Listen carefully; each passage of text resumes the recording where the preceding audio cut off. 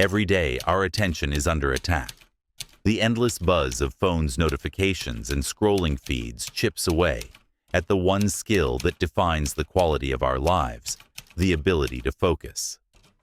Without it, we lose connection, purpose, and even compassion. Daniel Goleman illustrates this with a striking story from Princeton Theological Seminary divinity students on their way to preach about the Good Samaritan walked past a man groaning in pain. Why not because they lacked morality, but because they were in a rush? The lesson is clear. Attention is the gateway to empathy, yet urgency and distraction shut it down. Our daily lives reflect the same pattern: texting while driving, drifting through endless news feeds, or half listening to loved ones.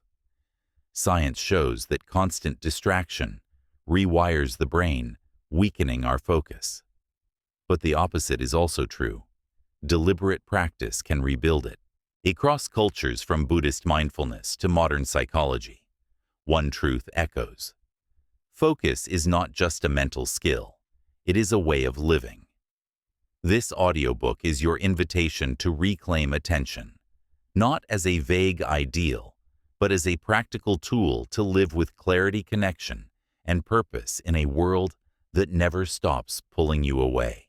Before we dive in, take a second to hit that like button and let us know in the comments where you're listening from. You might be surprised to find someone listening from the same place as you.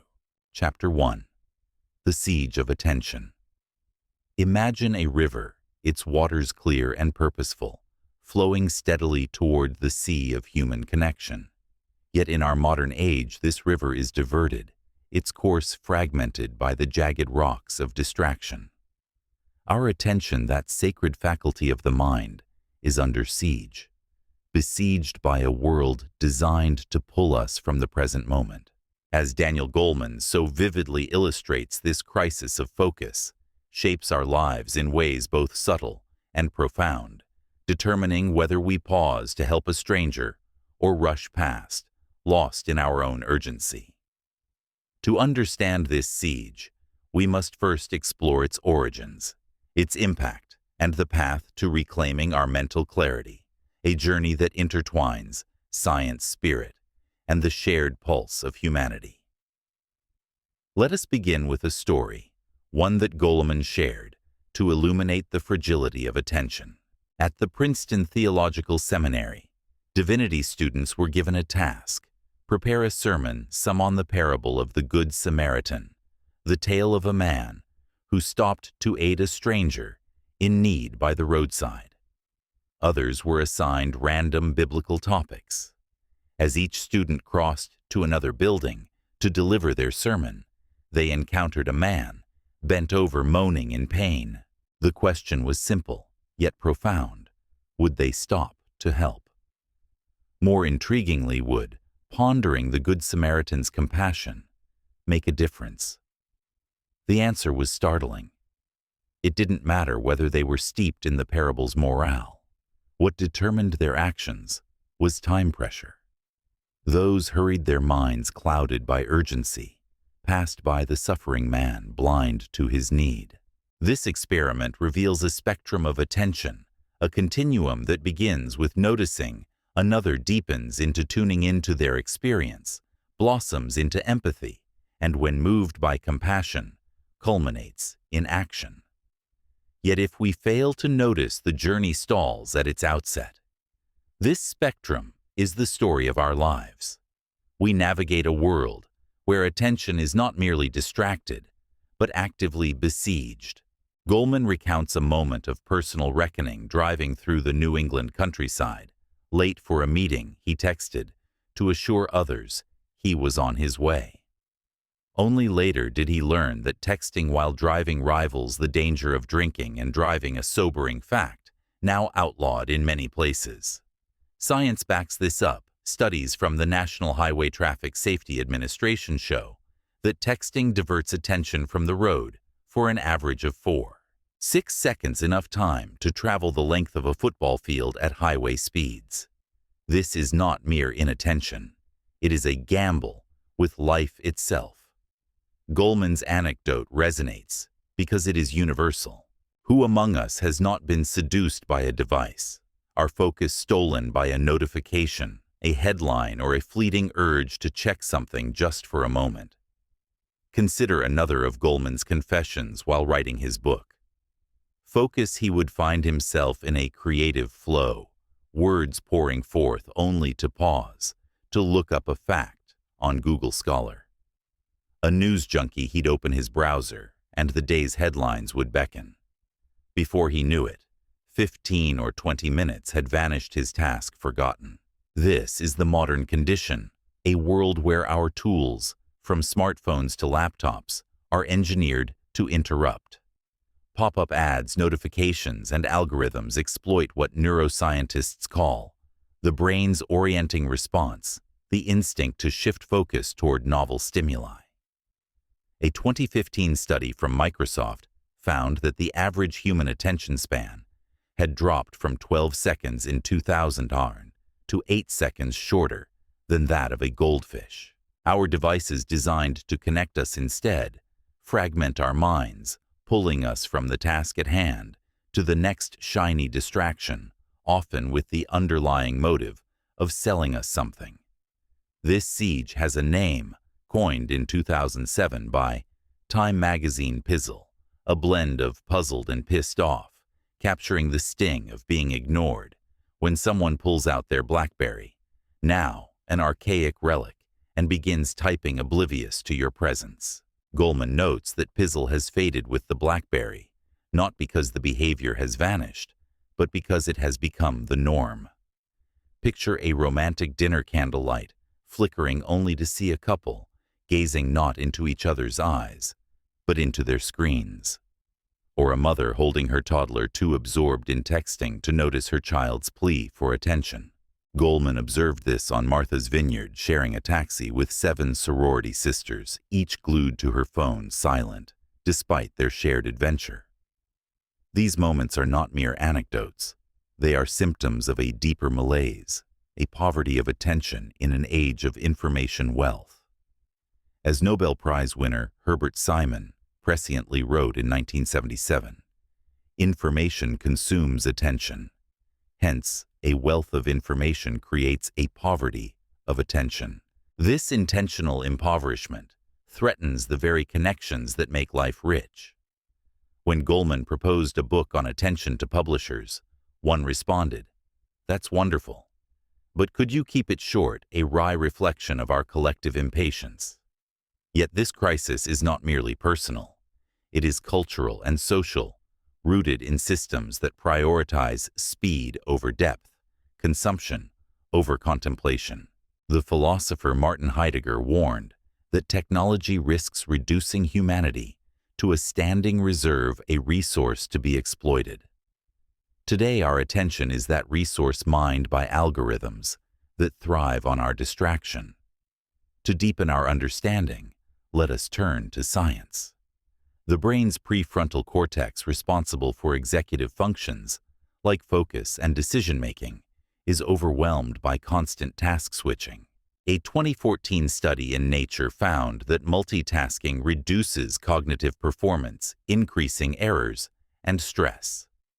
The amygdala, our emotional radar, amplifies this by reacting to notifications as if they were threats, flooding the brain with cortisol.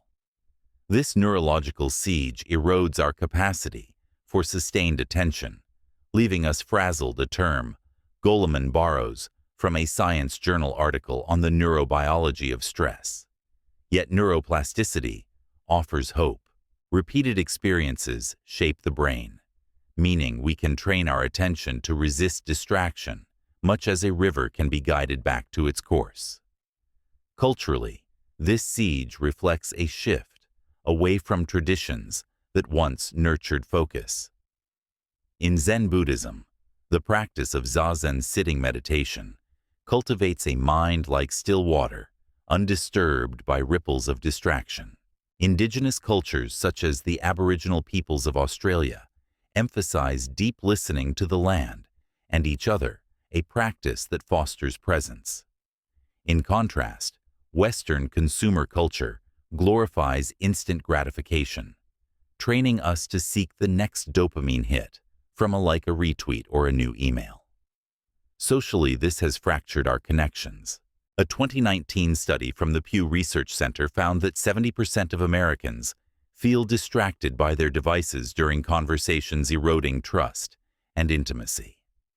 The mother ignoring her toddler, the couple lost in their phones. These are not just personal failings, but symptoms of a society that has devalued the sacred act of presence. Philosophically, attention is more than a cognitive function. It is a spiritual practice, a way of honoring the divine in each moment. The mystic Simone Weil wrote, "Attention is the rarest and purest form of generosity. To notice another's pain, to tune into their experience, is to affirm their existence. Yet when our attention is besieged, we lose this capacity for generosity." Goleman's Good Samaritan experiment illustrates this under time pressure.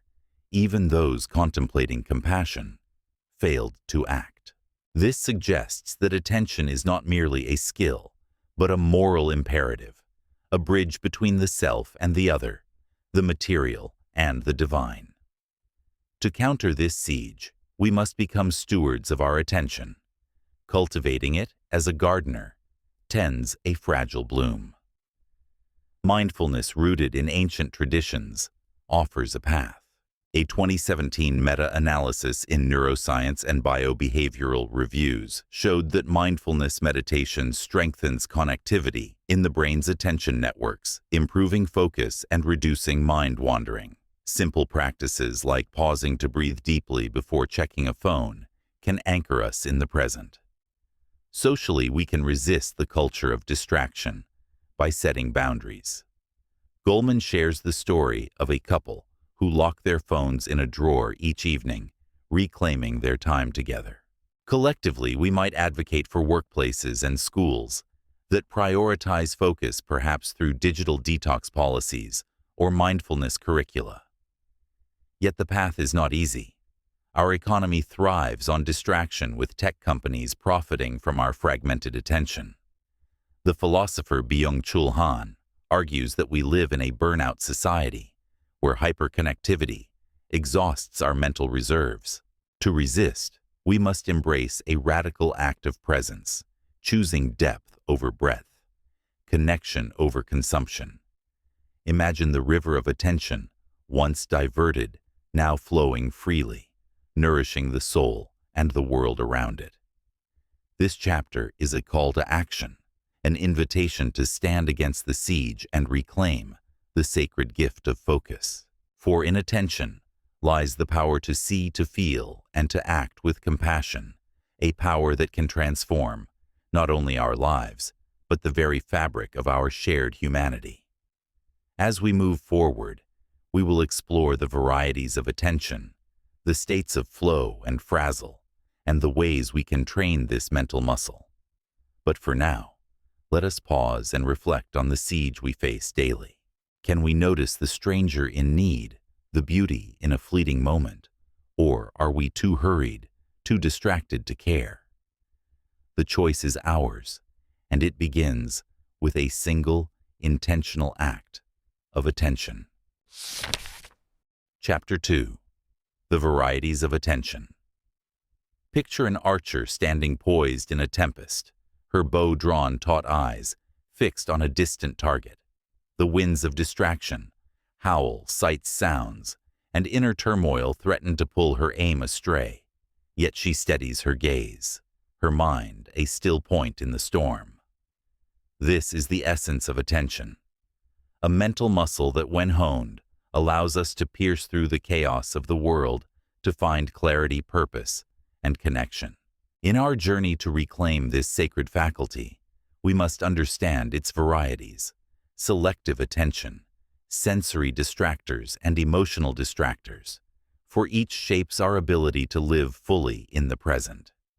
As Daniel Goleman illuminates, attention is not a singular act, but a symphony of processes, each with its own rhythm and power. By exploring these varieties, we uncover not only how our minds work, but how we might train them to serve our highest aspirations. Goleman introduces the concept of selective attention, the ability to focus on one thing while ignoring others. It is the archer's gaze, locking onto the target while tuning out the crowd's roar. This form of attention is the foundation of achievement, whether in academics, athletics, or art. Goleman cites a study of athletes where a test of concentration predicted their performance the following season. The more focused they were, the better they performed a truth as applicable to a basketball player as to a student poring over a text. Yet selective attention is under constant assault. Goleman notes that when we read, our minds wander 20 to 40% of the time, a figure drawn from a study using Pride and Prejudice. The book's dense prose may have contributed, he muses, but the point stands: our attention is fragile, easily swayed by distractions, both external and internal. These distractions fall into two categories, Goleman explains. The first is sensory distractors, sights, sounds, or movements that compete for our focus. If you're listening to this audiobook in a bustling cafe, you might not notice the hum of the espresso machine because your attention is here with these words. Sensory distractors are relatively easy to manage. The brain naturally filters them when we're engaged. The second category, however, is far more potent: emotional distractors. These are the thoughts that hijack our minds, a conversation that went awry, a disagreement with a partner, a worry about the future. Goleman describes these as extremely powerful, capable of derailing our focus entirely. A student reading a textbook might comprehend less if her mind is tangled in relationship concerns, her attention stolen by emotions rather than the text. The more intense the emotion, the stronger its grip on our mental resources. This interplay of attention and emotion is not merely anecdotal. It is rooted in the brain's architecture. The prefrontal cortex, the seat of executive function, governs our ability to sustain selective attention, while the amygdala, our emotional radar, can override it when triggered. A 2016 study in Nature Neuroscience found that emotional stimuli activate the amygdala, diverting neural resources from the prefrontal cortex and impairing focus. This explains why a heated argument lingers in our minds, disrupting our ability to concentrate on a task hours later. Yet the brain is not a fixed machine. Neuroplasticity. The ability of neural pathways to adapt through experience offers a path to strengthen selective attention. By repeatedly practicing focus, say through mindfulness meditation, we can enhance connectivity in the brain's attention networks, as shown in a 2018 meta-analysis in Frontiers in Human Neuroscience. This scientific insight affirms what ancient traditions have long taught: attention is a skill trainable through disciplined practice. Culturally, the value placed on attention varies widely. In Buddhist traditions, particularly in Theravada, practices like Vipassana, attention is cultivated through mindfulness, where one observes the breath or bodily sensations with unwavering focus. This practice, refined over millennia, views attention as a gateway to enlightenment, a means of transcending the self's fleeting desires. In contrast, Western culture often prioritizes multitasking, a myth debunked by science. A 2009 study from Stanford University found that multitaskers perform worse on cognitive tasks, their attention fragmented by constant switching. Yet our society rewards this frenetic pace, glorifying busyness over presence. Social media platforms designed to exploit the brain's orienting response bombard us with sensory distractors, flashing notifications, viral videos, while emotional distractors like online arguments or curated perfection fuel anxiety and comparison. A 2020 Pew Research Center survey revealed that 64% of young adults feel overwhelmed by digital content, their attention stretched thin across screens. Philosophically, attention is more than a cognitive act. It is a spiritual discipline, a way of anchoring ourselves in the eternal now. The philosopher Iris Murdoch wrote, "The task of attention goes on all the time and at apparently all levels of consciousness. To attend fully is to honor the world's richness, to see the divine in the mundane." When we succumb to sensory distractors like the whiteboard, Goleman mentions that fades from view. When we focus elsewhere, we risk missing the subtle beauty of the present. When emotional distractors, griefs, fears, or grudges consume us, we lose the clarity to act with wisdom or compassion. The Good Samaritan experiment revisited here underscores this. Those divinity students hurried by. Time pressure failed to notice the man in need, their attention hijacked not by malice, but by distraction. This is a spiritual failing as much as a practical one, a reminder that to be present is to be open to the sacred call of the moment. To counter these distractors, we must cultivate practices that strengthen selective attention. Goleman hints at this with his mindfulness exercise, where one focuses on the breath, gently bringing the mind back when it wanders. This is the archer's discipline, returning to the target, despite the storm. Scientifically, such practices enhance the anterior cingulate cortex, a brain region critical for attention control, as shown in a 2015 study in Neuroimage.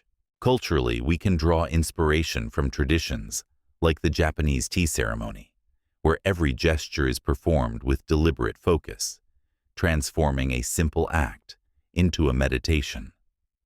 Socially, we must challenge the systems that profit from our distraction. Tech companies, with their algorithms designed to keep us scrolling, thrive on our fragmented attention. A 2021 report from the Center for Humane Technology estimated that the average person spends 3 to 4 hours daily on their smartphone, much of it driven by compulsive checking. By setting boundaries, turning off notifications, scheduling device-free time, we can reclaim our focus. Emotionally, the challenge is thornier. Emotional distractors, as Goleman notes, are rooted in relationships and inner turmoil, making them harder to ignore. Here, the practice of emotional regulation becomes key. Cognitive behavioral techniques like reframing negative thoughts can reduce the amygdala's hijacking power, as supported by a 2017 study in cognitive, affective, and behavioral neuroscience. Spiritually, we might draw on the Stoic practice of negative visualization, imagining worst-case scenarios to lessen their emotional grip, freeing our attention for the present.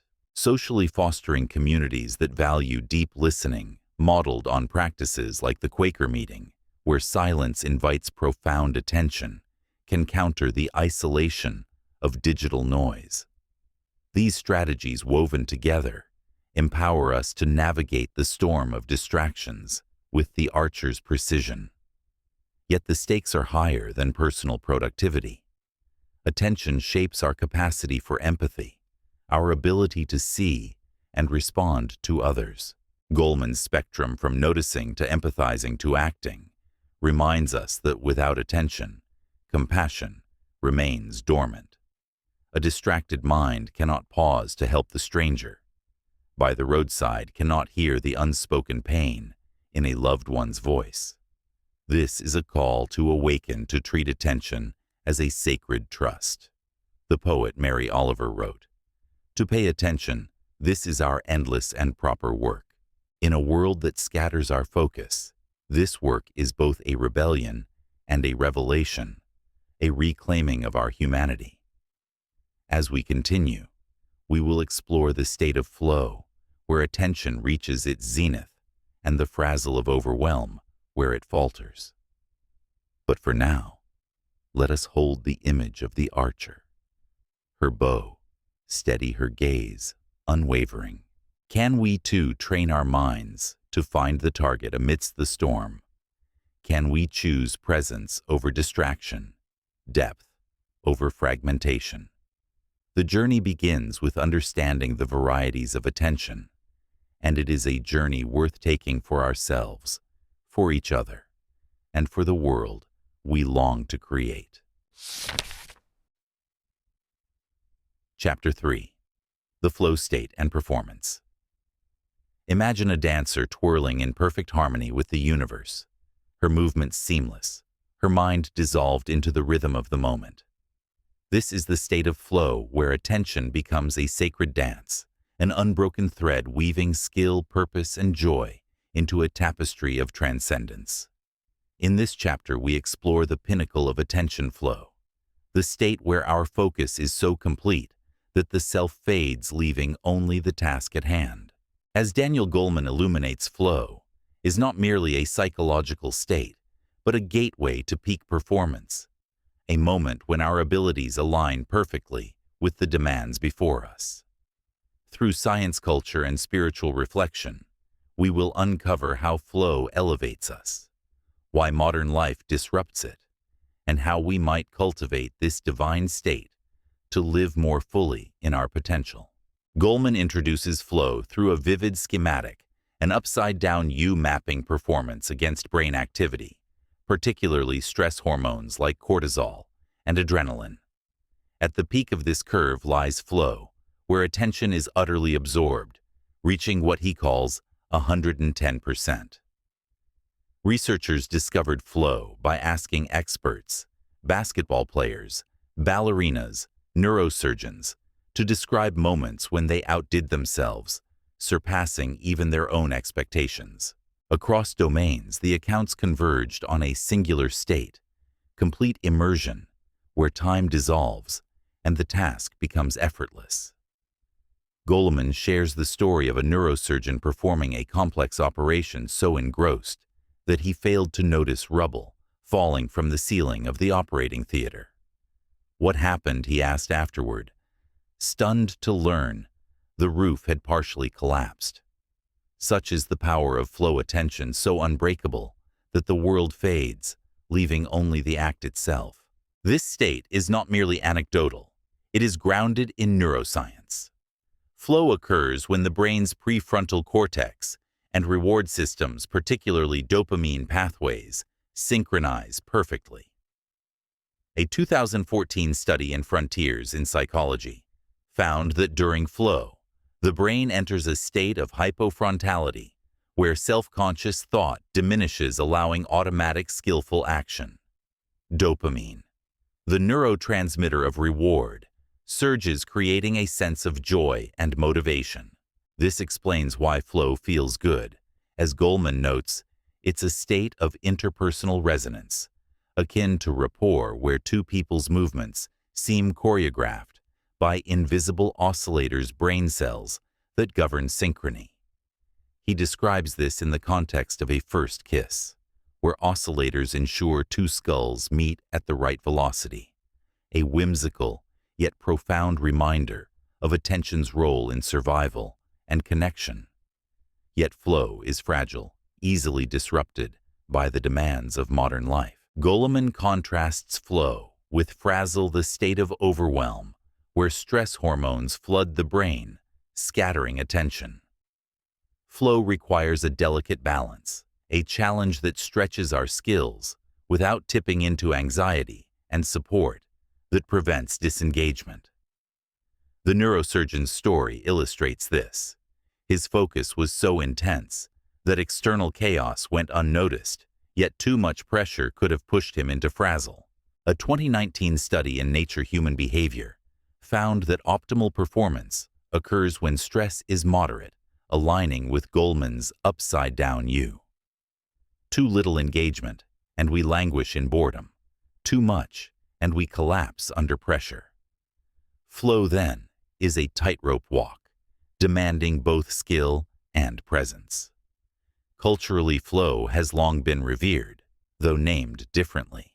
In Zen Buddhism, the concept of mushin no mind captures the state where action flows without conscious interference, as seen in the effortless precision of a master archer or calligrapher. Indigenous cultures like the Navajo speak of Hojo, a state of harmony with the universe, where work and life align in beauty. These traditions remind us that flow is not a modern discovery, but a timeless human experience, a spiritual alignment with the present. Yet our culture often undermines this state. The modern workplace, with its endless emails and urgent deadlines, fragments attention, making flow elusive. A 2021 Gallup study found that 65% of workers feel interrupted multiple times daily, disrupting the deep focus required for flow. Social media, with its dopamine-driven feedback loops, further erodes our capacity for sustained attention, as notifications pull us from the task at hand. Philosophically, flow is a glimpse of the eternal, a moment when we transcend the ego to touch the infinite. The philosopher Mihaly Csikszentmihalyi, who coined the term flow, described it as being completely involved in an activity for its own sake. This echoes the mystic Rumi, who wrote, "Beyond ideas of wrongdoing and right-doing, there is a field. I'll meet you there." Flow is that field where the self dissolves and we become one with the act of creation, whether writing a poem, solving a problem, or comforting a friend. It is a spiritual practice, a surrender to the now that reveals the divine in the ordinary. Yet in a world that glorifies multitasking and instant gratification, we risk losing this sacred state, trading depth for distraction. To cultivate flow, we must create conditions that invite it. Goleman hints at this through the neurosurgeon's ability to focus despite chaos, a skill honed through years of practice.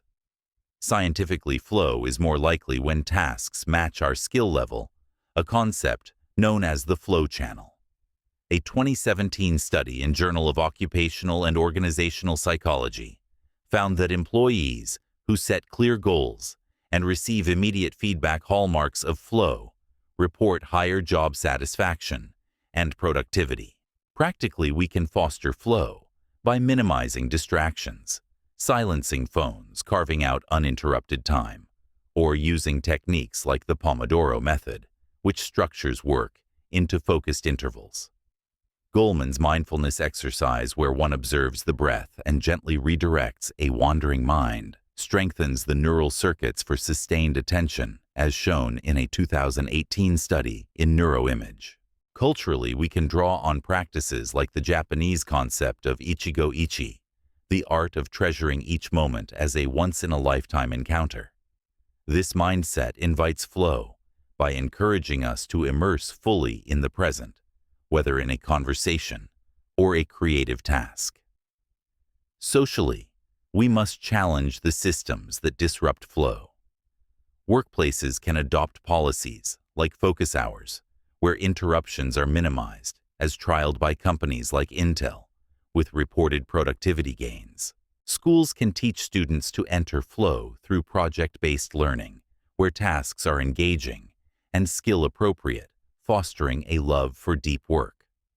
A 2020 study from the University of Cambridge found that students in flow-oriented curricula showed improved academic performance and well-being. Emotionally, flow connects us to what Goleman calls the moments that really matter. It is the joy of a writer lost in her craft, a parent fully present with their child, or a leader inspiring a team with undivided focus. Yet its absence leaves us hollow, as Goleman's sorority sisters, isolated by their screens, remind us. To live in flow is to live with intention, to dance with the universe rather than stumble through distraction. Spiritually, it is an act of reverence, a way of saying yes to life's unfolding.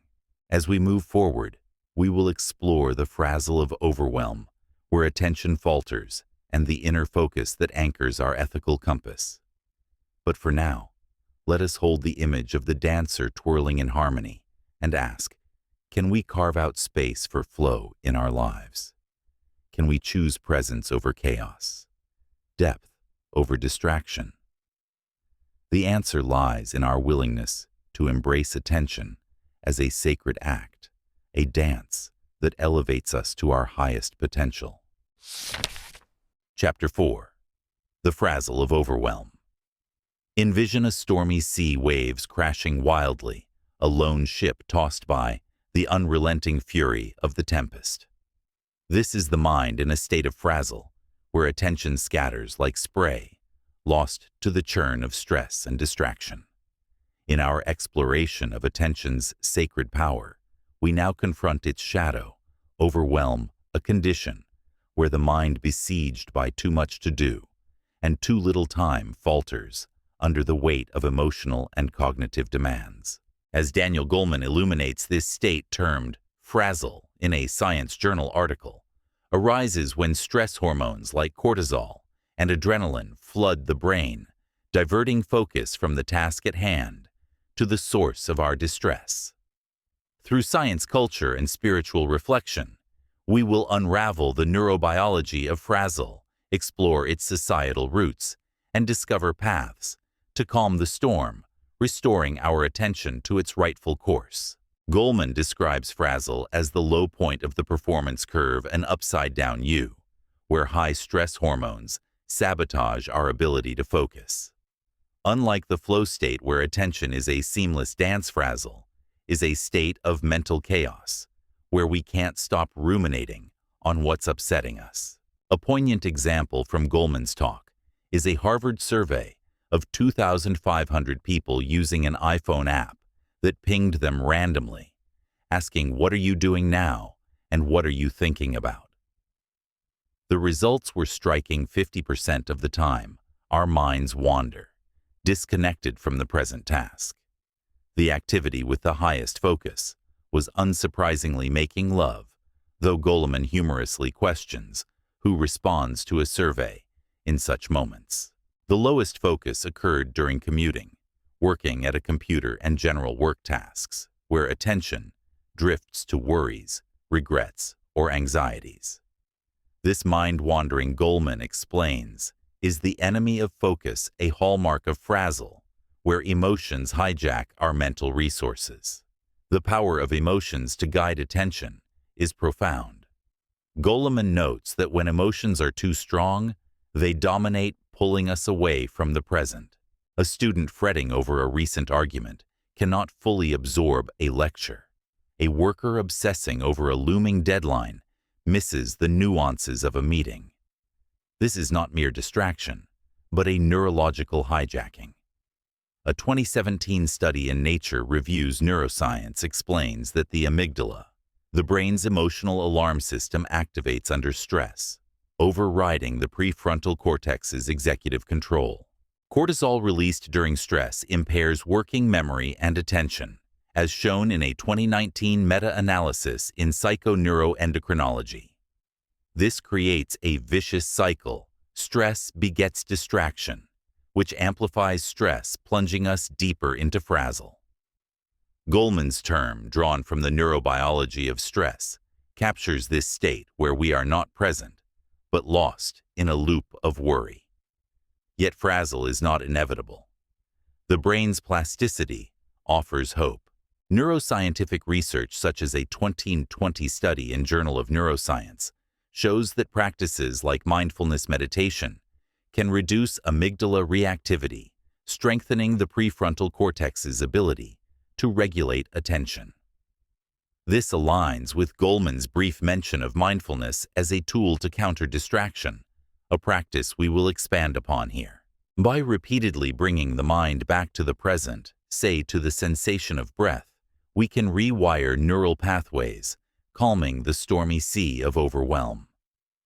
This is not a quick fix, but a disciplined act, akin to a sailor learning to navigate turbulent waters. Culturally, the antidote to frazzle lies in traditions that prioritize calm and presence. In Indian yoga practices like pranayama, breath control, regulate the autonomic nervous system, reducing cortisol levels, as confirmed by a 2018 study in Frontiers in Immunology. The Maori of New Zealand practice wakaute, a cultural value of respect that includes pausing to center oneself before acting, fostering emotional balance. These traditions contrast sharply with Western culture's glorification of busyness, where being slammed is a badge of honor. A 2021 Gallup poll found that 60% of workers report high stress due to excessive workloads, a social norm that fuels frazzle. The gig economy, with its relentless pace, and social media, with its constant demands for attention, exacerbate this, creating a society where overwhelm is the default. Philosophically, frazzle is a disconnection from the sacred, now a state where we are exiled from the present by the tyranny of our thoughts. The existentialist Jean-Paul Sartre wrote, "Man is condemned to be free, yet in frazzle, we are enslaved by our emotions, unable to choose presence." Spiritually, this is a call to return to the anchor of the moment, to find stillness amidst the storm. The poet Rainer Maria Rilke urged, "Be patient toward all that is unsolved in your heart." To escape frazzle is to practice this patience, to trust that the mind can find calm, even in chaos. Goleman's observation that we focus on what's upsetting us rather than the task at hand is a reminder our attention is a sacred resource, and we must guard it with intention. Socially, frazzle is a collective crisis amplified by systems that demand constant productivity. The modern workplace, with its open-plan offices and incessant notifications, is a breeding ground for overwhelm. A 2022 study from the University of California found that workplace interruptions increase stress and reduce task performance by 20%.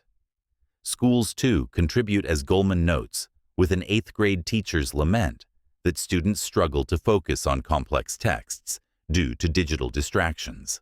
A 2020 report from Common Sense Media revealed that teens spend an average of 7 hours daily on screens, fragmenting their attention and fostering frazzle. This societal tide requires a countercurrent policies that prioritize mental health, like Google's No Meeting Wednesdays or schools adopting mindfulness programs, as seen in a 2019 trial in the UK that improved student well-being. To navigate frazzle, we must adopt practices that restore calm.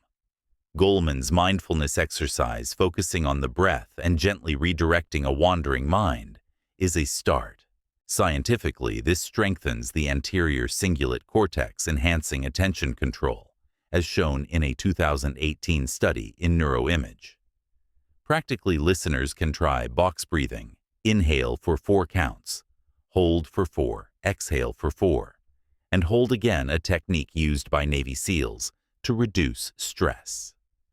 Culturally, we can draw on practices like the Jewish Sabbath, a day of rest that disconnects us from digital noise, fostering renewal.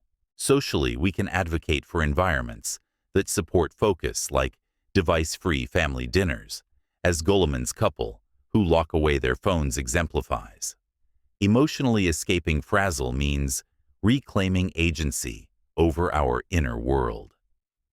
Cognitive behavioral strategies like journaling to externalize worries can reduce emotional hijacking, as supported by a 2017 study in Psychological Science. Spiritually, we might embrace the Taoist principle of wu-wei, effortless action, trusting that by letting go of struggle we find clarity. Imagine the stormy sea calming the ship, finding its course guided by the anchor of breath. This is the promise of overcoming frazzle, a mind restored to presence, capable of meeting life's demands with grace. As we move forward, we will explore inner focus, the compass that guides ethical decisions, and the empathy that connects us to others. But for now, let us ask, can we find stillness in the storm? Can we choose calm over chaos, presence over overwhelm? The journey to reclaim our attention continues, and it begins with a single intentional breath. Chapter 5. Inner Focus and Ethical Decision-Making. Picture a lighthouse standing resolute against the crashing waves, its beam cutting through the fog to guide weary travelers home. This is the power of inner focus, a steady light within that anchors us in the turbulence of life, illuminating the path to ethical decisions and authentic living. In our journey to reclaim attention, we now turn inward to the quiet center, where intuition, values, and purpose converge. As Daniel Goleman reveals, inner focus is not merely a cognitive skill, but a moral compass enabling us to navigate life's complexities with integrity. Through science, culture, and spiritual reflection, we will explore how inner focus shapes ethical decision-making, why modern distractions threaten it, and how we can cultivate this sacred faculty to live in alignment with our deepest truths. Goleman introduces inner focus through a compelling case from the annals of neurology, a corporate lawyer, brilliant and successful, whose life unraveled after a small prefrontal brain tumor was removed. Post-surgery, his intelligence and memory remained intact, yet he could no longer do his job. He lost his career, his marriage, his home, and ended up living in his brother's spare bedroom. The neurologist Antonio Damasio, puzzled by this, discovered the issue when the lawyer couldn't choose a time for their next appointment. He could list the pros and cons of every hour for weeks, but couldn't decide which was best. The surgery had severed connections between the prefrontal cortex, where we consciously focus and decide, and the amygdala, our emotional radar for danger. This circuitry, Damasio explains, integrates our life experiences, not in words, but in gut feelings, what he calls somatic markers. These visceral signals felt in the body guide decisions from the mundane, scheduling a meeting, to the profound, choosing a career or partner. This inner sense is critical for ethical decision-making. Goleman shares the story of George Lucas, the creator of Star Wars, who as a young filmmaker faced a pivotal choice. After a studio heavily edited his first film, he felt it butchered his art. Despite warnings from industry peers, Lucas chose to finance his next project, independently driven by a gut feeling that aligned with his integrity. That film was Star Wars, a cultural phenomenon, born from a decision rooted in inner focus. Goleman emphasizes that this inner awareness answers a vital question. Is what I'm about to do in keeping with my sense of meaning, values, and ethics? It is an ethical rudder steering us through moral dilemmas where logic alone is insufficient. Scientifically, inner focus relies on the interplay between the prefrontal cortex and subcortical emotional centers. A 2018 study in Nature Neuroscience found that the ventromedial prefrontal cortex integrates emotional data from the amygdala, creating somatic markers that guide decisions. When this connection is disrupted, as in the lawyer's case, decision-making falters, even if cognitive abilities remain. Neuroplasticity, however, offers hope. Practices like mindfulness meditation strengthen this circuitry, enhancing our ability to tune into gut feelings, as shown in a 2020 study in cerebral cortex.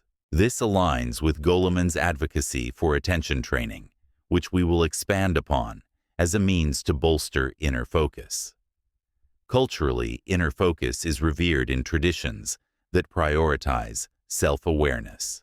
In Stoic philosophy, the practice of eudaimonia, living in accordance with virtue, requires reflecting on one's actions to ensure they align with reason and ethics. Indigenous cultures, such as the Lakota, emphasize listening to the small voice within a spiritual guide for decisions that honor community and creation.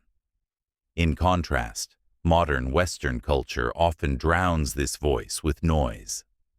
Consumerism encourages snap judgments based on external rewards, Buy Now Act Fast, rather than inner reflection. A 2021 Pew Research Center survey found that 68% of Americans feel pressured to make quick decisions due to societal pace eroding the space for ethical deliberation. Philosophically, inner focus is a bridge to the authentic self, a way of living what existentialist Søren Kierkegaard called the truth for which we are willing to live and die. To focus inward is to ask, who am I and what do I stand for? This is a spiritual act, a communion with the divine spark within that guides us toward right action. Yet the modern world conspires against this. Digital distractions, endless notifications, curated feeds pull us outward, fragmenting our attention. A 2022 study from the University of California found that constant smartphone use reduces self-reflection time by 30%, weakening our connection to our values. Socially, corporate cultures that prioritize profit over principle further erode inner focus, as seen in Goleman's leadership, Run Amok, where leaders hit targets but neglect their moral compass. To cultivate inner focus, we must create space for reflection. Goleman's mindfulness exercise, observing the breath and gently redirecting the mind, strengthens the prefrontal amygdala connection, as supported by a 2019 study in Neuroimage. Practically, listeners can try journaling, a practice shown in a 2017 psychological science study to enhance self-awareness by externalizing thoughts. Culturally, we can draw on practices like the Jewish tradition of Hitbodedut, solitary prayer, that fosters dialogue with the self and the divine. Socially, we can advocate for workplaces that encourage ethical reflection, such as Google's 20% time policy, which allows employees space for creative and value-driven projects, boosting moral engagement. Emotionally, inner focus connects us to our deepest truths, allowing us to act with integrity, like Lucas defying the studio's pressure. Spiritually, it is a return to the lighthouse, within a beacon that shines even in the darkest storms. The poet Rumi wrote, "The wound is the place where the light enters you." Inner focus illuminates our wounds, our doubts, fears, and ethical struggles, transforming them into sources of wisdom. As we move forward, we will explore other focus, the empathy that connects us to others, and outer focus, the vision that navigates complex systems. But for now, let us hold the image of the lighthouse, its light unwavering. Can we tune into our inner voice? Can we choose integrity over expediency, presence over distraction? The journey to reclaim attention is a journey to reclaim our soul's truth, and it begins within. Chapter 6. Other Focus and Empathy. Imagine a bridge, its arches spanning the chasm between two hearts forged by the gentle act of truly seeing another. This is the essence of other focus, the sacred art of empathy that binds us to one another, transforming fleeting encounters into moments of profound connection. In our journey to reclaim attention, we now turn outward to the ability to tune into others' thoughts, feelings, and needs. As Daniel Goleman illuminates, empathy is not a singular skill, but a tapestry woven from three threads: cognitive, emotional, and empathic concern, each vital for relationships, leadership, and the flourishing of our shared humanity. Through science, culture, and spiritual reflection, we will explore how other focus fosters connection, why modern life fragments it, and how we can cultivate empathy to bridge the divides in our world.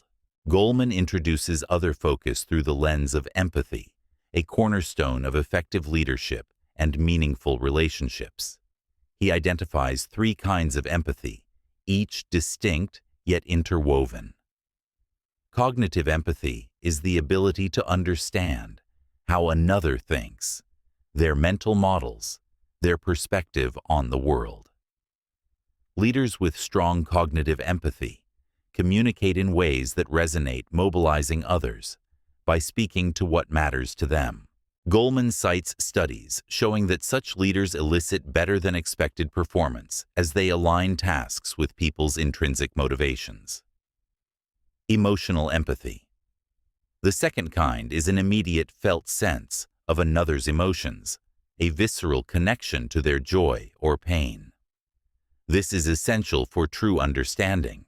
Without it, cognitive empathy alone risks being cold, missing the heart of the other.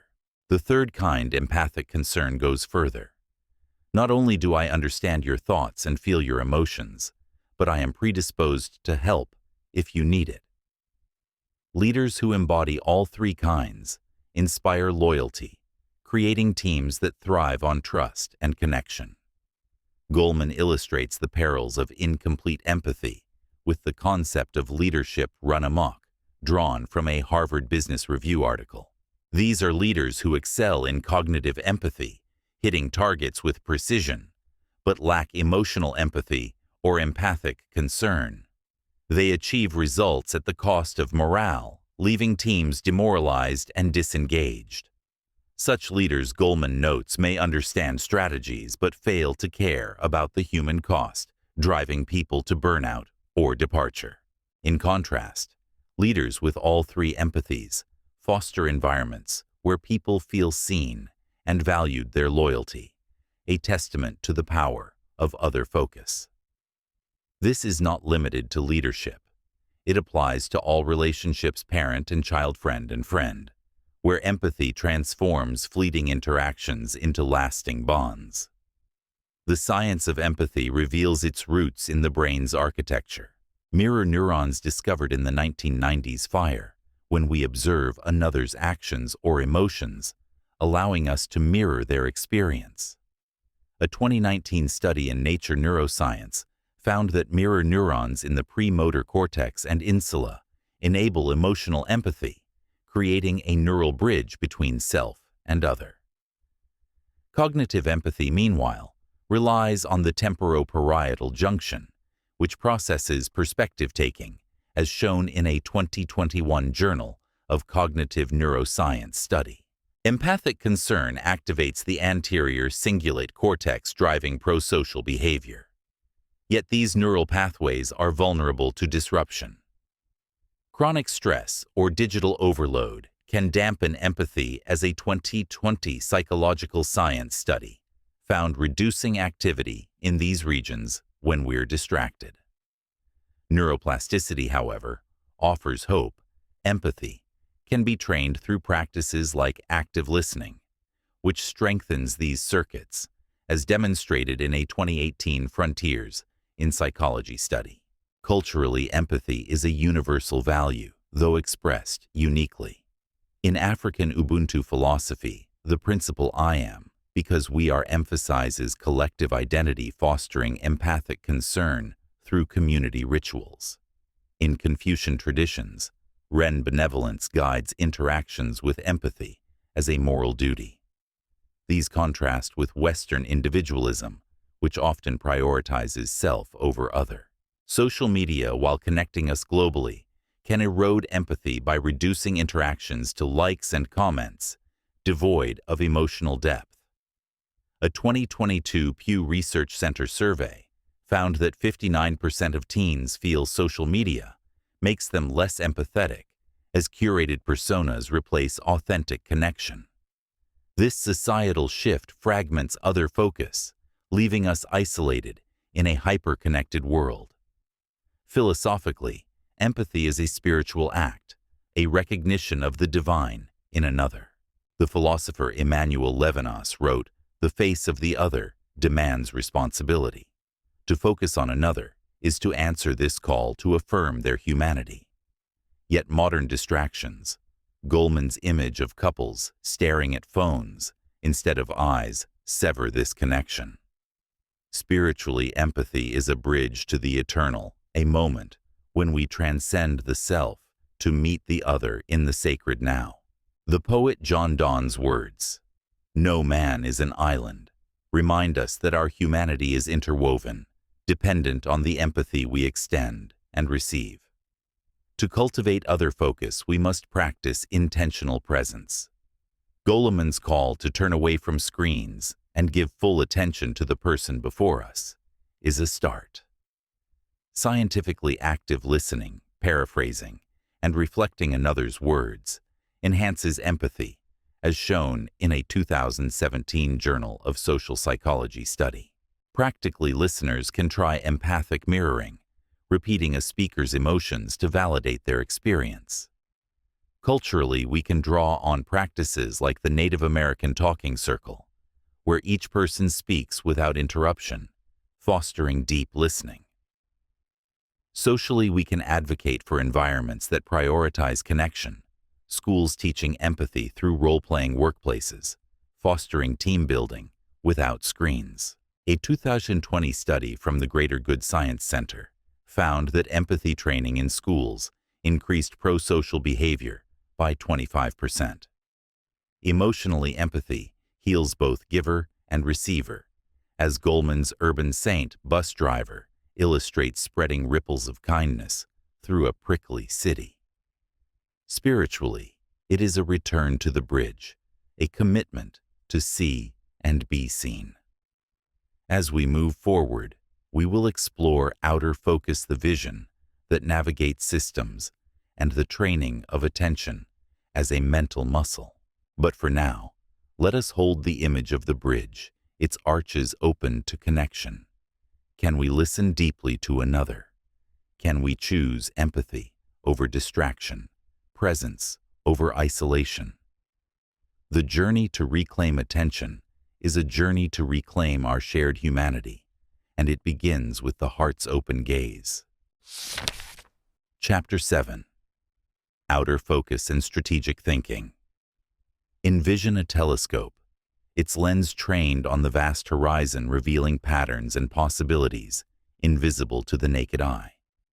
This is the gift of outer focus, the ability to see beyond the immediate, to navigate the complex ecosystems of our world with clarity and foresight. In our journey to reclaim attention, we now turn to this expansive faculty, which enables leaders, innovators, and communities to chart a course through uncertainty.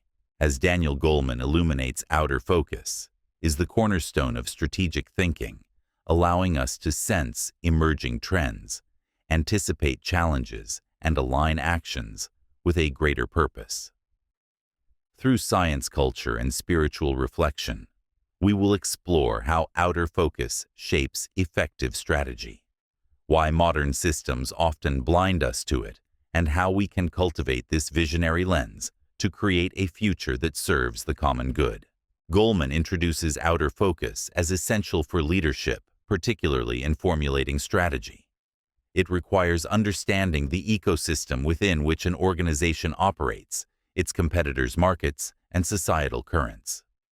Without outer focus, leaders risk being blindsided, unable to adapt to change. Goleman illustrates this with the cautionary tale of BlackBerry, a company that once dominated the smartphone market. BlackBerry excelled at exploitation, fine-tuning its existing product, the iconic keyboard phone, but failed at exploration, the act of scanning the horizon for new possibilities. They ignored competitors like Samsung, who embraced touchscreens and apps, and neglected research and development for the next big thing. By 2013, BlackBerry's market share plummeted from 50% to under 5%, a stark lesson in the cost of myopic focus. Outer focus, Goleman argues, demands a systems view, a big-picture perspective that sees where things are going and what needs to be done. This systems view is not just for corporations. It applies to any endeavor requiring foresight, whether planning a community project or navigating global challenges. Goleman emphasizes that strategic thinking balances exploitation, optimizing what works with exploration, innovating for the future. Leaders with outer focus sense what will work and anticipate shifts, ensuring resilience and relevance. This is critical in a world of rapid change, where failure to adapt can spell obsolescence. Goleman's example of BlackBerry resonates because it reflects a universal truth. Without a telescope trained on the horizon, we risk sailing into irrelevance. Scientifically, outer focus engages the brain's default mode network active during big-picture thinking and the frontoparietal network, which integrates information across contexts. A 2019 study in Nature Communications found that these networks collaborate during strategic planning, allowing us to synthesize data and predict outcomes. Yet chronic distraction, like the constant ping of notifications, disrupts these networks, as shown in a 2021 Journal of Cognitive Neuroscience study, reducing our capacity for systems thinking. Neuroplasticity offers a path forward. Practices like scenario planning, where we imagine multiple futures, strengthen these networks, as evidenced by a 2020 Frontiers in Psychology study. This aligns with Goleman's call for attention training, which we expand here to include tools for strategic foresight. Culturally, outer focus finds resonance in traditions that emphasize holistic awareness. Indigenous systems thinking, such as the Iroquois principle of considering the impact of decisions on the seventh generation, embodies outer focus by prioritizing long-term consequences. In contrast, Western corporate culture often favors short-term gains, as seen in BlackBerry's failure. A 2022 McKinsey report found that 70% of executives prioritize quarterly profits over long-term strategy, undermining innovation. Socially, this short-termism permeates society, from policy decisions focused on immediate wins to social media's emphasis on instant trends. A 2021 Pew Research Center survey noted that 65% of Americans feel societal focus on the present hinders planning for the future, fragmenting our collective outer focus. Philosophically, outer focus is a spiritual act, a way of aligning with the larger rhythms of existence. The Taoist concept of wu-wei, action through inaction, suggests that by observing the flow of the universe, we act wisely in harmony with the greater whole. To focus outward is to see ourselves as part of a vast web responsible for its care. Yet modern distractions, endless news cycles, viral content, narrow our lens, trapping us in the immediate. Spiritually, outer focus is a call to transcend the ego, to serve a purpose beyond ourselves. The poet Wendell Berry wrote, "We live in a world that is whole, but we see it in fragments." Outer focus restores this wholeness, inviting us to act with vision and compassion. To cultivate outer focus, we must practice intentional foresight. Goleman's mindfulness exercise, focusing on the breath, can be adapted to include visualization, imagining future scenarios, to sharpen strategic thinking. Scientifically, this strengthens the brain's predictive capacities, as shown in a 2018 neuroimage study. Practically, listeners can use tools like SWOT analysis, strengths, weaknesses, opportunities, threats, to map their ecosystem, as used by companies like Apple, to pivot successfully to smartphones.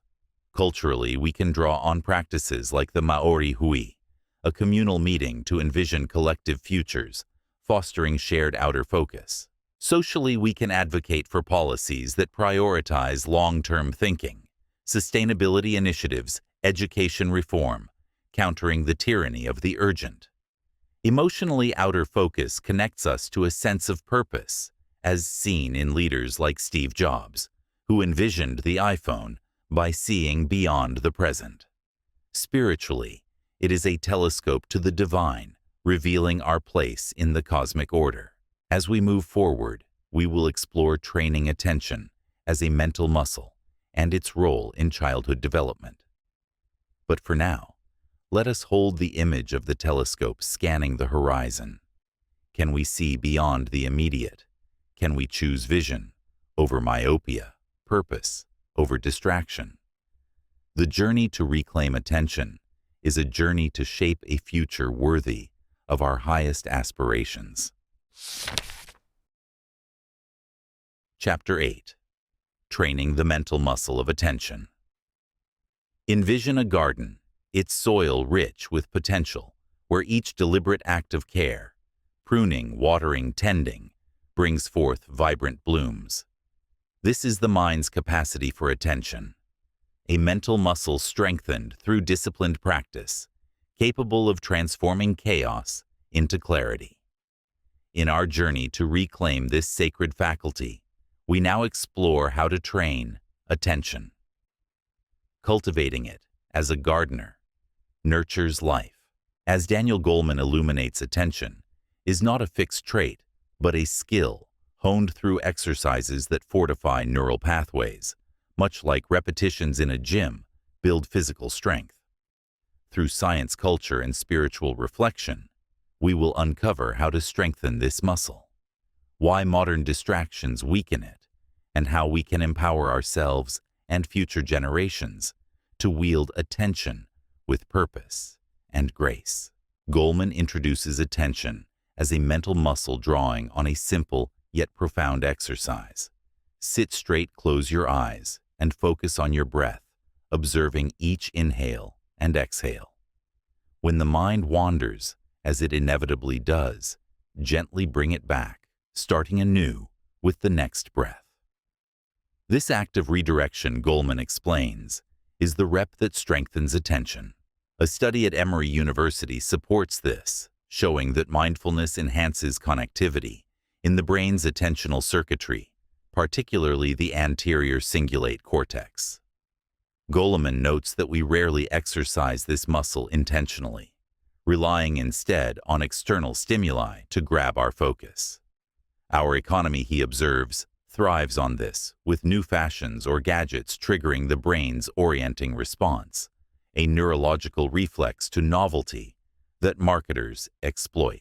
Yet this habituation to the same old thing dulls our awareness, while cultivating attention allows us to orient at will, a radical act of agency. Goleman's advocacy for attention training draws on the work of neuroscientist Richard Davidson, who studied its impact in a high-pressure biotech startup. Employees initially stressed and tilted toward negative brain activity, right prefrontal cortex and amygdala, practiced mindfulness for 30 minutes daily over 8 weeks. Their brains shifted toward positive activity, left prefrontal cortex, and they reported renewed enjoyment in their work. This aligns with Davidson's findings on the right-to-left brain activity ratio, where a leftward tilt correlates with resilience and positive mood. Goleman extends this to children, citing a classroom in Spanish Harlem, where breathing buddies helped 7-year-olds focus. Each child lay on a rug, a stuffed animal on their belly, counting breaths as it rose and fell. When this practice was skipped, the class descended into chaos, underscoring attention's role in emotional regulation. The science behind attention training is robust.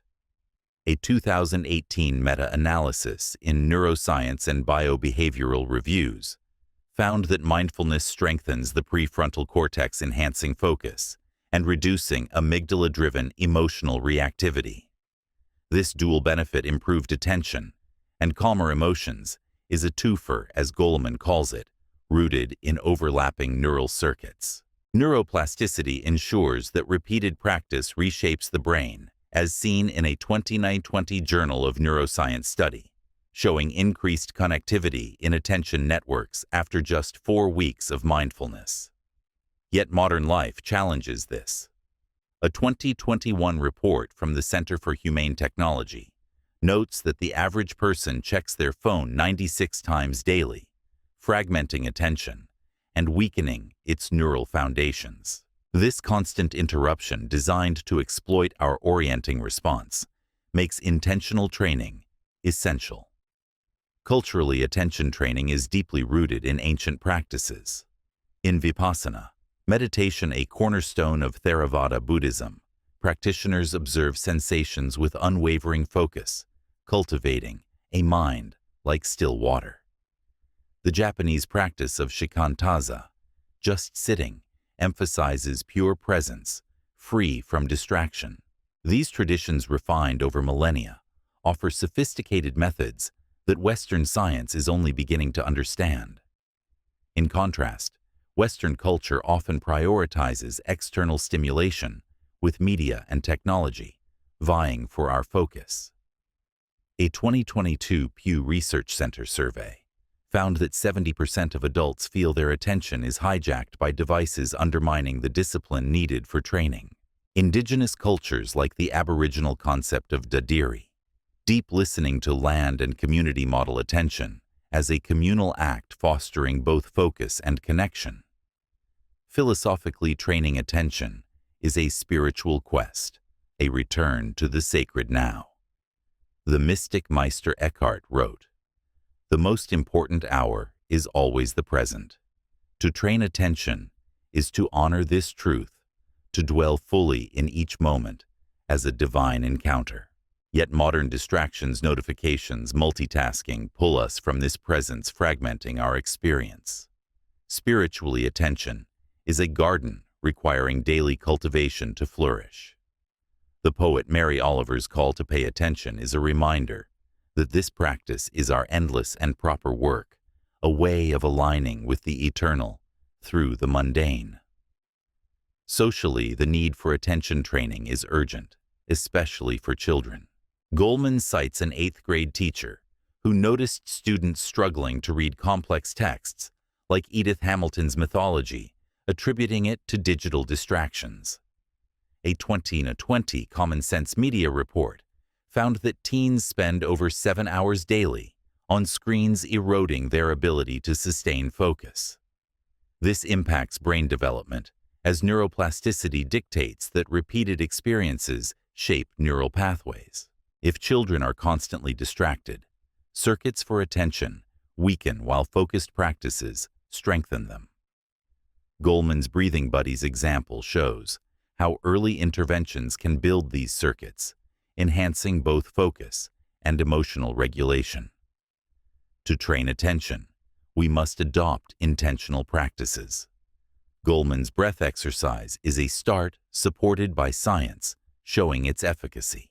Listeners can try box breathing, inhaling, holding, exhaling, and holding again for 4 counts each to calm the mind, as used by high performers like athletes.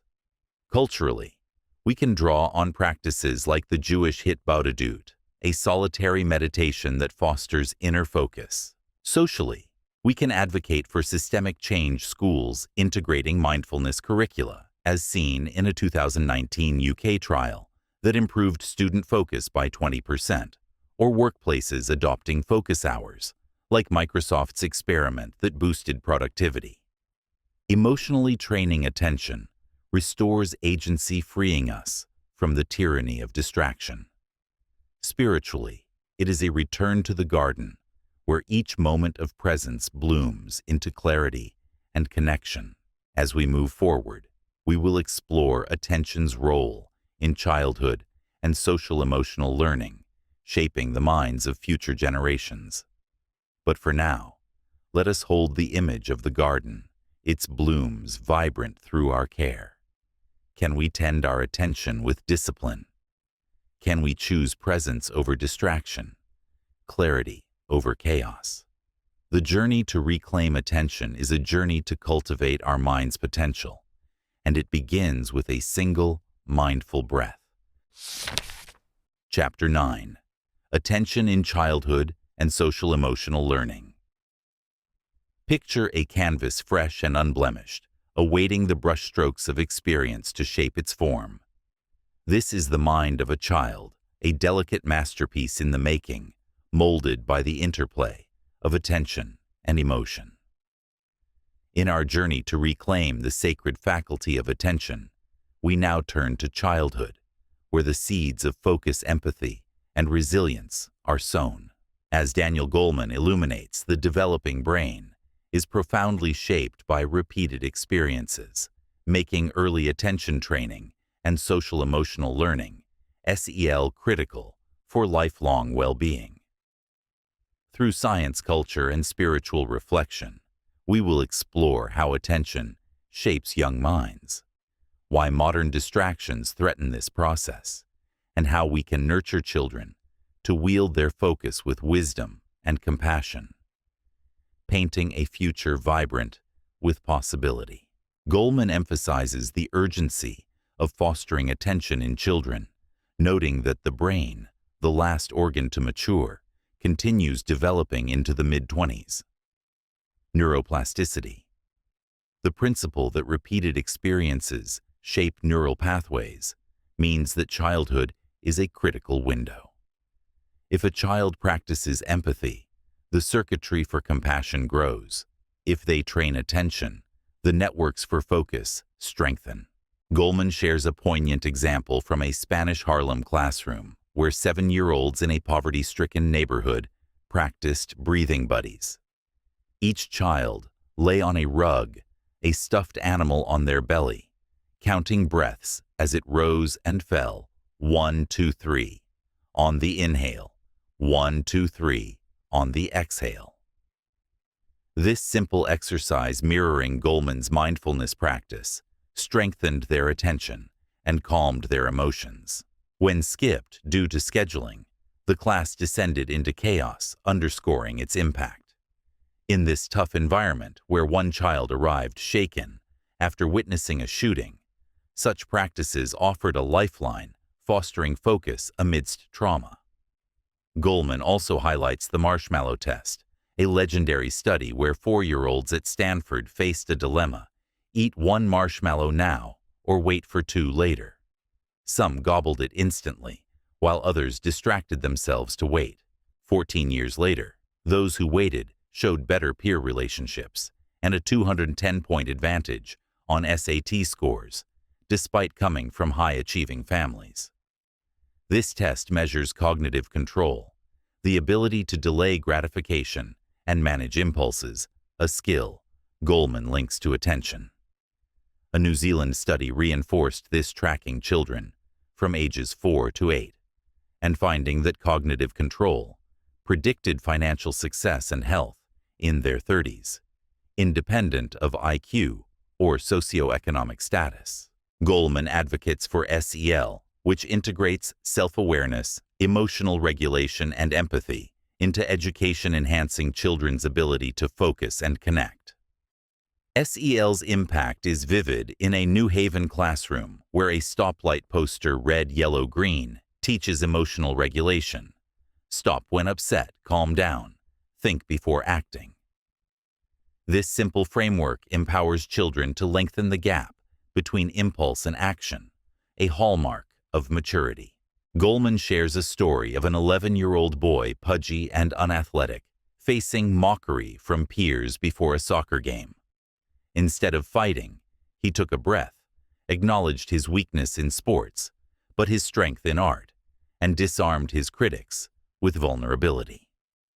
This put-up, learned through SEL, turned a potential conflict into connection, showing how attention to emotions fosters empathy and resilience. Scientifically, these interventions are grounded in neuroplasticity. A 2019 study in developmental cognitive neuroscience found that SEL programs enhance prefrontal cortex connectivity, improving attention and emotional regulation. The amygdala, which drives emotional reactivity, calms with practices like breathing buddies, as shown in a 2020 Journal of Child Psychology study. Yet digital distractions threaten this development. Goleman cites a teacher noting that students struggle with complex texts due to constant texting, a trend backed by a 2021 Common Sense Media report showing teens average 100 texts daily, fragmenting their focus. This overuse weakens attention circuits, as a 2020 Nature study found reducing cognitive control in developing brains. Culturally, SEL draws on traditions that nurture emotional wisdom. Indigenous storytelling, like the Navajo tradition of sharing tales to teach values, fosters empathy and focus by engaging children's imaginations. In contrast, Western education often prioritizes academic metrics over emotional skills, leaving children ill-equipped for life's melodramas. A 2022 OECD report found that 60% of students feel unprepared to manage stress, highlighting the need for SEL. Socially digital culture exacerbates this with video games and social media competing for children's attention. While games like Tenacity, which rewards breath-focused taps, enhance vigilance, others foster impulsivity, as Goleman notes, citing a hostile attribution bias in aggressive games. Philosophically nurturing attention in childhood is a spiritual act, a commitment to shaping souls capable of presence. The philosopher Hannah Arendt wrote, "Education is the point at which we decide whether we love the world enough to assume responsibility for it." SEL is this love in action, guiding children to focus on what matters. Relationships values the moment. Spiritually, the child's mind is a canvas, each stroke of attention a prayer for a mindful future. Yet modern distractions, screens overstimulation, threaten this canvas, scattering its colors. The poet Khalil Gibran reminds us, "Your children are not your children. They come through you, but not from you." Our role is to nurture their attention, not control it, fostering independence through presence. To cultivate attention in children, we must integrate SEL into daily life. Goleman's breathing buddies can be practiced at home with parents guiding children to focus on breath during stress. Scientifically, this reduces cortisol, as shown in a 2018 Frontiers in Psychology study. Practically, parents can model empathy, as Goleman notes, by soothing a crying baby or pointing out a friend's feelings to a toddler. Culturally, we can draw on practices like the Montessori method, which emphasizes self-directed focus, fostering cognitive control. Socially, we must advocate for SEL in schools, as seen in a 2019 KSEL study, showing a 13% academic gain from SEL programs. Emotionally, SEL empowers children to navigate peer dramas, freeing attention for learning. Spiritually, it is a canvas painted with love, each mindful moment a stroke toward a compassionate future. As we approach our conclusion, we will reflect on attention's transformative power. But for now, let us hold the image of the canvas, vibrant with a child's potential. Can we nurture their attention? Can we choose presence over distraction? Love over neglect? The journey to reclaim attention is a journey to shape a mindful generation, and it begins with a single, caring act. Like a flame in the darkness, attention illuminates our path to fulfillment, casting light on the sacred moments that define our humanity.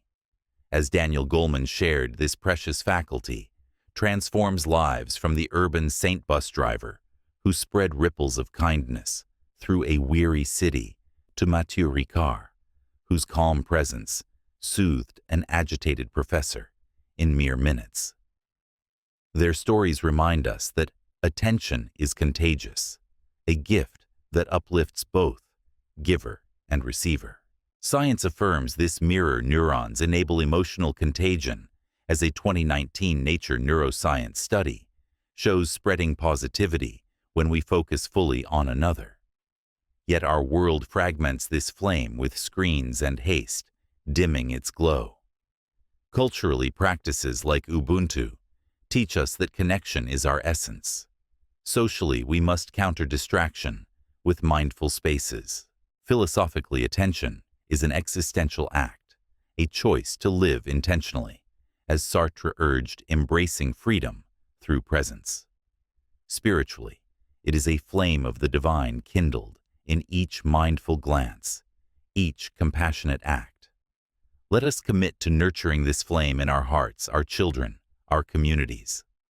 By choosing presence over distraction, we weave a tapestry of connection, purpose, and hope, transforming our world one attentive moment at a time. Thank you for listening with an open mind and heart. If a certain chapter or insight resonated most with you, share it in the comments. You might help someone else find exactly what they need today. Keep this book saved so you can return to its words whenever life calls for reflection or guidance. I wish you health, peace, and wisdom in every step you take.